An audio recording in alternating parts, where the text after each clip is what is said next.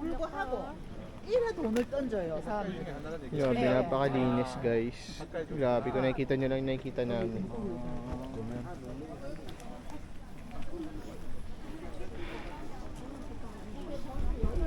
Tulog siya. Tulog. Gusto ni Sylvia dito, tsaka ni Sia. Actually, ng weather. May isang video. Sarap daw eh. Bango.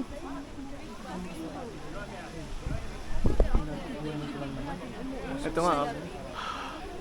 Sige. Hindi pa kami nag-ice cream. Ay, grabe. Grabe guys, sobrang ganda dito guys, promise. Ito yung old street nila, super. So far lamig. Nagdala akong buo. Kasi yung bulat. Wawa naman. Sayang lang kasi wala kaming Mount Fuji. Perfect na sana tong araw na to.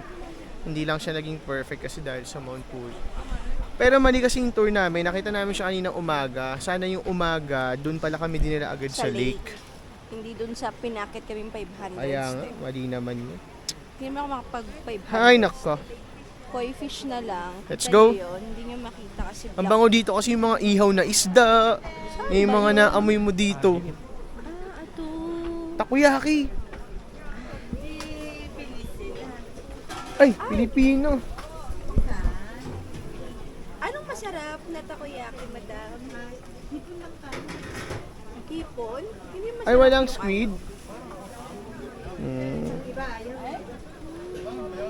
Gusto mo ba hipon? Squid. Thank you ate. Amay po. Squid, ang sarap-sarap niyan. Ayun mga ano. Ayun o, ayun talaga yung mga ihaw. Oh. Ito yung naamoy natin. Ayun o, yung mga ginagawa sa Japan talaga. Mga ganyan. Yonjo Hachiban, 48. Pilipino yun. Hindi naman kumakain ng isda tong kasama ko. Matutuwa si mama at papa niya. Isda. Dami namin nakikita ang Pinoy. Mga koi fish dito guys, kinakain. Joke lang po. Iniihaw nila yung mga koi fish binibenta. Loko pa. Color blue. Pero may waiver pag bumili ka, papapermahin ka nilang waiver. Bipirma ko muna yung insurance. Ganda. Kanina sa biyahe, nakita ko yung sa TikTok din yung capsule na huli. Malapit sa Maan Lake. Kasama.